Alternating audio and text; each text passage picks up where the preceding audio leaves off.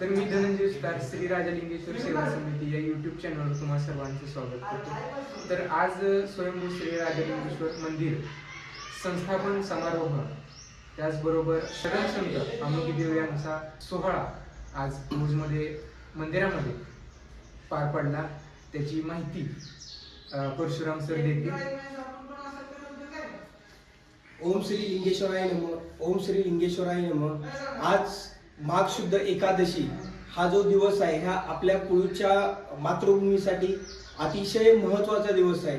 कारण आज 1122 साली राजा दुसरा सिंगन यांनी 12व्या शतकामध्ये हे जे शिव मंदिर आपण जे हेमाडपंथी मंदिर बघतोय ते बांधून आज लोकार्पण केलं। त्यामुळे आपण आज मंदिर संस्थापन दिवस तसेच श्री अम्मगीदेव म्हणजे सोमलिंग त्यानंतरचे अम्मगीदेव हे जे देवाचे शरण पुजारी आहेत पहिले पुजारी यांचा सुद्धा जो उत्सव आहे तो उत्सव श्री लिंगेश्वर सेवा समितीने मागील वर्षी त्याला हे केलं। त्यांनी सगळ्या गावांना सांगितलं आणि श्री लिंगेश्वर पंच कमिटी यांनी ते स्वीकारून तोही उत्सव आपण आज या ठिकाणी साजरा करतो। तसेच आपल्या मंदिरामध्ये त्र्यंबकेश्वराच्या मंदिरामध्ये शिलालेख आहे।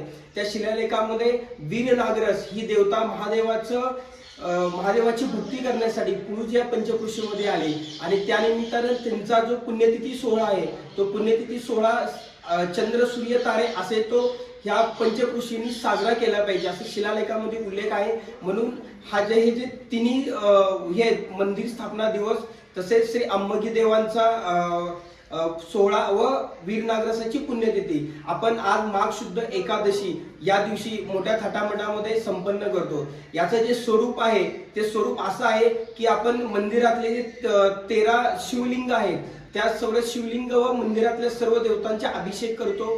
त्याचबरोबर सर्व जे ग्रामदेवता आहे 70 ते 80 ग्रामदेवतांना प्रेमपुष्पार्पण आपण करतो। त्यानंतर 10 ते 12 भजन होतं।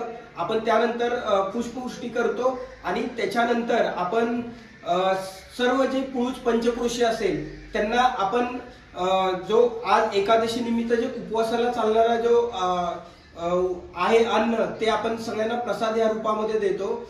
त्याचबरोबर आपण संध्याकाळी टिकमळ पाजवून ह्या कार्यक्रमाची जी आहे ती आपण संध्याकाळी सांगता करतो। हे जे या ठिकाणी जे स्वयंभू लिंग आहे ते आपण मंदिर 1122 साली बांधून दिलं। परंतु जे स्वयंभू श्री लिंगेश्वर देवस्थान आहे ती स्वयंभू पिंड ही अनादी कालापासून आहे, नाही घडविला नाही बैसविला या उक्तीप्रमाणे स्वयंभू हे लिंग आहे। आणि त्यानंतर जो राजा सिंगनाने हे जे मंदिर 1122 साली बांधून दिलं ते सोमलिंग व अम्मगीदेव हे जे शरण संत जे सिद्ध परंपरेतील आद्य गुरु आहेत त्यांना हे मंदिर राजा सिंगनाने बांधून दिलं। म्हणजे स्वयंभूलिंग पुळईच्या वृक्षाखाली युगानुयुगे वर्षानुवर्ष होती त्याला एक हेमाडपंथी असं एक मंदिर उभं राहिलं आणि त्यामुळं आपण या ठिकाणी आपण पाहिले की एक स्वयंभूलिंग आहे। एक प्रभू रामचंद्रांनी ज्या पिंडीची स्थापना केली ते काशीवरून लिंग आणलेलं काशीलिंग अष्टभैरव पण म्हणतात त्याला कासारलिंग पण म्हणतात ते पण लिंग आहे। आणि त्या काळामध्ये राजा सिंगनाने लोकार्पण करत असताना आसपासच्या 5 ठिकाणी 5 शिवलिंगाची स्थापना केली असं हे सप्त लिंगेश्वराचं मंदिर आहे। आणि सगळ्यांचा मिळून एक नंदी मध्यभागी आपण बसवलेला आहे।